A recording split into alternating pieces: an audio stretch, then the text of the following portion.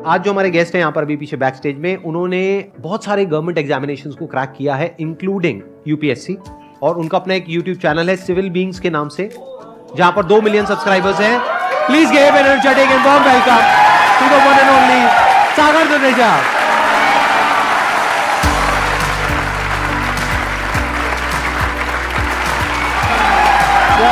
क्या हाल चाल?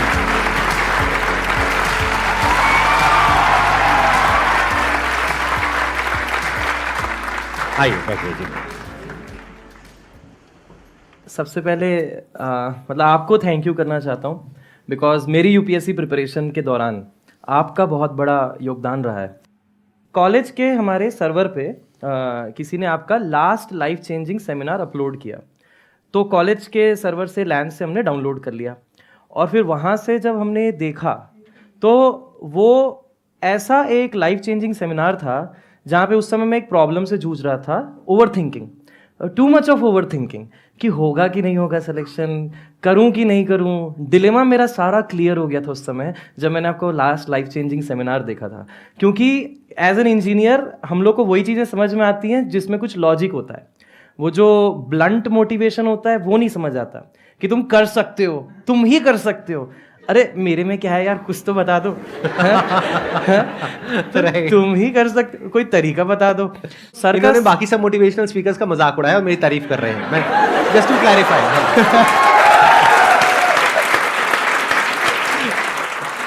वो जो वीडियो है 2 घंटे 11 मिनट 28 सेकंड की, जिसमें 1 घंटे 12 मिनट 13 सेकंड पे ओवर थिंकिंग के बारे में बताना सर शुरू करते हैं, तो वो वाला पोर्शन तकरीबन मैंने 100 बार देखा होगा, ताकि ये इनकी बातें दिमाग में घुस जाएं कि ओवर थिंकिंग नहीं करनी है, रिजल्ट के बारे में नहीं सोचना है, बस तैयारी करनी है, मेहनत करनी है और 100% देना है। तो वो पोर्शन जो है मैंने बहुत बार देखा कि नो ओवर थिंकिंग। मेरी एक ही यही दिक्कत रही थी, और वो दिक्कत जो है आपने सॉल्व की थी। अरे वाह, क्या बात है जी।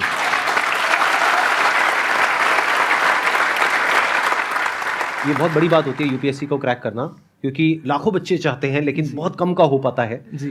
आपने कब क्रैक किया? 2014 में। 2014 में आपने कर लिया था। उसके बाद फिर कितने टाइम तक आपने जॉब करी थी? 1.5 साल। मैंने यूजुअली ऐसे लोगों को नहीं देखा है जिन्होंने यूपीएससी क्रैक किया हो, उसके बाद में उनको एक जॉब मिल गई हो, फिर उन्होंने छोड़ी हो। जी। तो उसके वो छोड़ने के पीछे का रीजन क्या था? एक्चुअली जब 2014 में मैंने एग्जाम निकाला था, 108 रैंक था मेरा। उसके बाद सर होता यह है कि आपकी ज्वाइनिंग तक के बहुत लंबा समय रहता है। आजकल नहीं रहा है, आजकल थोड़ा सा फास्ट फॉरवर्ड हो गया है। पहले 1 साल का टाइम रहता था आपकी ज्वाइनिंग तक के, तो वो 1 साल में कुछ ना कुछ तो करना है। तो उस 1 साल में मैंने पढ़ाना स्टार्ट किया, तो इंजीनियर्स को पढ़ाया और तरह तरह के सिविल इंजीनियरिंग के सब्जेक्ट्स पढ़ाए, तो उसमें मेरा इंटरेस्ट आ गया। तो हुआ यूँ कि जब 1.5 साल फिर जब जॉब किया, तो मैं ना मिस कर रहा था किसी चीज़ को, और कहीं ना कहीं लग रहा था कि कुछ ना कुछ मिसिंग है। और फिर मैंने ये सोचा कि वाई नॉट वही चीज़ की जाए जिसमें मेरे को मज़ा आ रहा है। तो फिर मैंने जॉब पूरी तरीके से छोड़ करके पूरा समय, पूरा डेडिकेशन टीचिंग को ही दिया। और टीचिंग का आपने किस तरीके से किया? मतलब अपना इंस्टीट्यूट ओपन किया या ऑफलाइन पढ़ाया, ऑनलाइन पढ़ाया, कैसे करा आपने? नहीं, मैंने ज्वाइन किया एक इंस्टीट्यूट। अच्छा। और हमारे जो सर हैं तो उन्होंने भी बहुत सपोर्ट किया। उन्होंने कहा कि आप अपनी टर्म्स पे काम करना। तो बस मेरे को इतना अच्छा लगा ये चीज़ कि सर ने इतना फ्रीडम दे दिया हमें कि आप जैसा करना है करो। तो मुझे लगा इससे बड़ी अपॉर्चुनिटी और कुछ नहीं हो सकती है, लेट्स स्टार्ट टीचिंग अगेन। तो अभी आप ऑफलाइन और ऑनलाइन पढ़ा रहे हो। हाँ। लेकिन आप उसी इंस्टीट्यूट में पढ़ा रहे हो जहां पर आप स्टार्ट किए 5-6 साल पहले पढ़ा रहे थे, और जबकि आपको ऑफर्स अच्छे खासे आ रहे होंगे। आई एम 100% श्योर, उससे तो बहुत बेटर आ रहे होंगे फाइनेंशियली। हाँ, बहुत बहुत बहुत ही ज़्यादा। लेकिन तो फिर क्या रीजन है, आप क्यों नहीं छोड़ते और क्यों कहीं और नहीं जाते? उसके पीछे आप बताइए, आप YouTube चैनल को मोनेटाइज क्यों नहीं करते?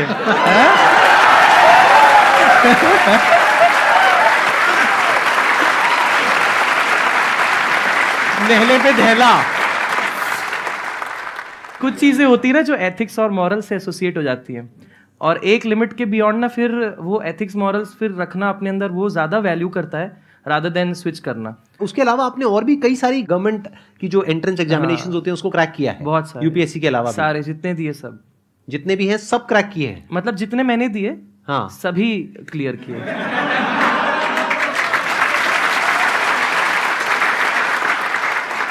तो ये कहना गलत नहीं होगा कि पहले आपने खुद किया फिर अपने एक्सपीरियंस के बेस पे बच्चों को सिखा रहे हैं, पढ़ा रहे हैं। जी राइट, बिल्कुल बिल्कुल। So many students are preparing for government exams, be it SSC, CGL और UPSC, banking.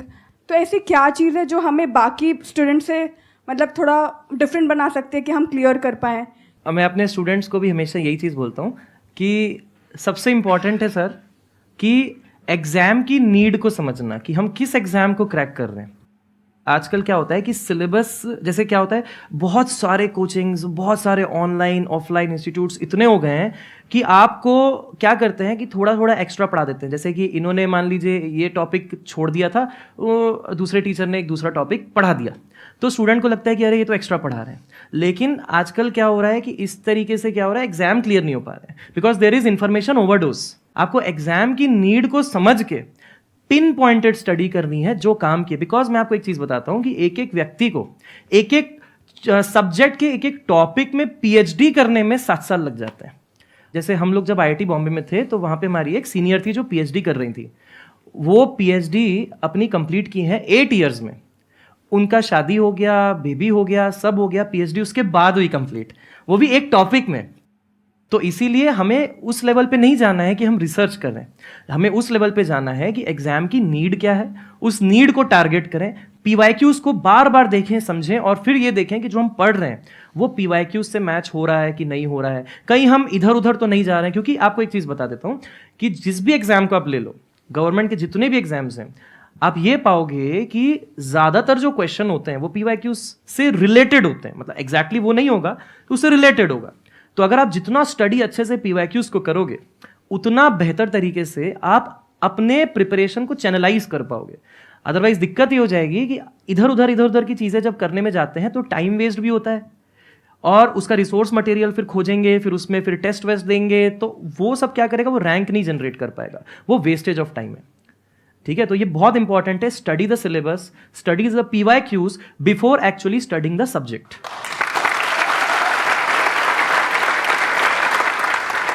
And it makes so much sense to me what you just said कि ये बेसिकली क्या होता है, सिर्फ एंट्रेंस में ही नहीं, अगर मैं एंटरप्रेन्योरशिप के एंगल से भी बात करूं तो ये बात बहुत ही रेलेवेंट है जो अभी इन्होंने बोली है।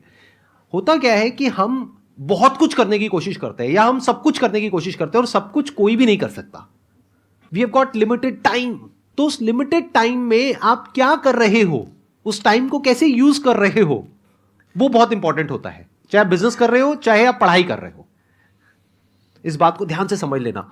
मतलब मैटर ये इतना नहीं करता है कि आप क्या कर रहे हो उस टाइम में, मैटर ये करता है कि क्या नहीं कर रहे हो, क्या छोड़ रहे हो। एग्जैक्टली ये बहुत एक्सपीरियंस की बाद में ये बात समझ आती है। जो बात अभी इतने आराम से इन्होंने बोल दी ना, ये बात जल्दी से लोगों की बुद्धि में घुसती नहीं है।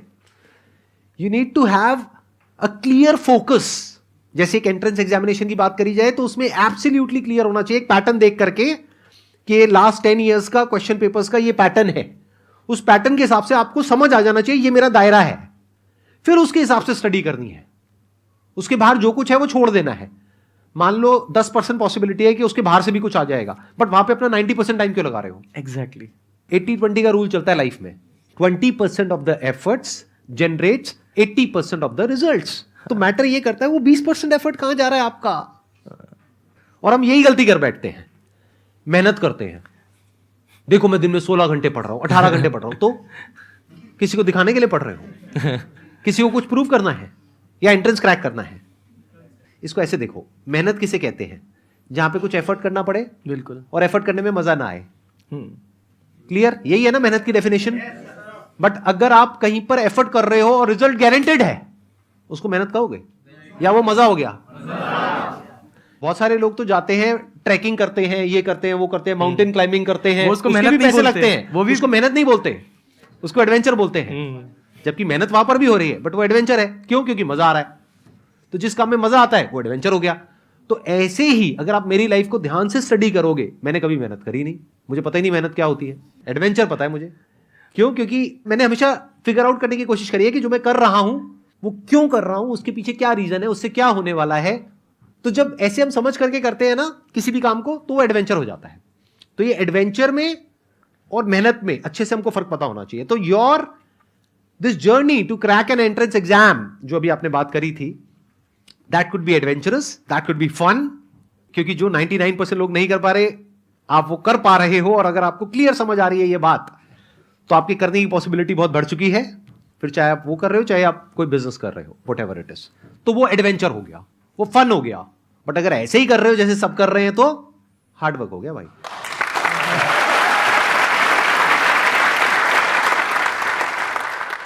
सर माय क्वेश्चन इज कि जब हम कुछ भी एक टॉपिक पढ़ते हैं या एक सब्जेक्ट पढ़ते हैं, वो टाइम इतना कंज्यूम हो जाता है वहाँ पे कि हम अदर सब्जेक्ट्स को टाइम नहीं दे पाते हैं।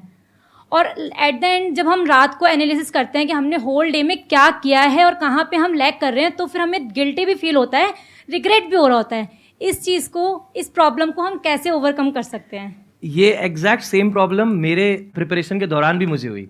तो मैंने अपने आप से कुछ सवाल पूछे। मैं आपसे भी वही चीज़ पूछता हूँ, यस सर। ये टाइम टेबल बनाया किसने? काइंड ऑफ लाइक हम नहीं, खुद ही किसने डिसाइड बनाया? करते खुद ही हैं। डिसाइड Yes, किया। टारगेट पूरा कौन नहीं कर पाया? हम खुद ही नहीं कर पाए। किसको दोष दिए? अपने आप को। अपने आप को। Yes. तो अगले दिन टाइम टेबल को मॉडिफाई भी तो करना पड़ेगा।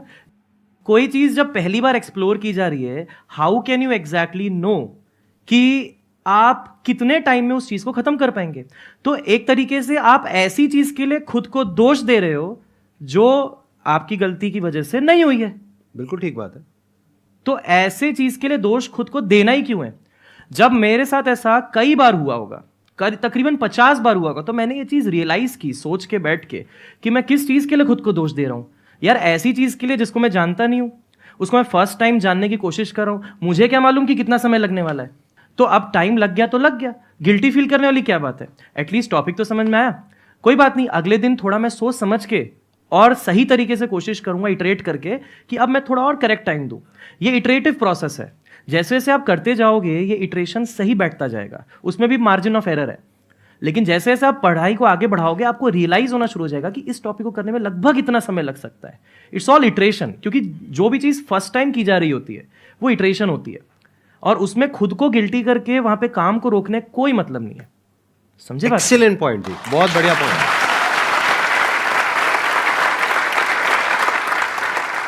एक सर से सवाल है कि सर हमारी लाइफ में ना हमेशा जब से स्कूल से पढ़ते हैं, हमेशा पढ़ते आते हैं, तो एक टीचर ऐसा होता है जो कुछ ऐसा सिखा के चला जाता है, मतलब उसकी ज़िंदगी भर याद रहती है। तो सर आपकी कोई ऐसी बात हो जो आपके टीचर ने आपको बहुत अच्छी बताई हो, जो आप हमें सबको इंस्पायर कर सकते हो, उसे बता गया कुछ भी? ये है हमारे NIT रायपुर के प्रोफेसर हैं, डॉक्टर समीर वाजपेयी। एंड जब हम जब प्रिपरेशन डेज की बात कर रहा हूँ कॉलेज की, तो उस समय गेट की जब मेरे को तैयारी करनी थी, गेट का एंट्रेंस एग्जाम जो होता है IITs में एडमिशन के लिए और PSUs के लिए, तो उस समय हमारे रायपुर में ऐसा कोई कोचिंग इंस्टीट्यूट मतलब ऐसा कुछ नहीं था जो मतलब गेट की तैयारी उस लेवल पे करा दे जैसी हमको चाहिए। हमको चाहिए कि हम सीधा टॉप रैंक पे लाएं। तो उस टाइम पे मैं सेल्फ स्टडी करता था, and he was the person जिनको मैं मतलब क्लियरली बता पाता था कि सर मैं गेट की तैयारी कर रहा हूँ। एवरी टाइम समीर सर हम लोग को यही कहते थे कि बहुत अच्छा कर रहे हो, मेरे को भी यही बोलते थे बहुत अच्छा कर रहे हो, करते रहो करते रहो। तो मतलब एक टीचर वो होता है जो अपने स्टूडेंट को नो मैटर व्हाट उसको बेस्ट से बेस्ट परफॉर्म करने के लिए हमेशा मोटिवेट करते रहे, चाहे वो स्टूडेंट कैसा भी हो, क्योंकि ना कौन सा स्टूडेंट कब क्या कर जाए कुछ पता नहीं है। बहुत बढ़िया, थैंक यू सो मच।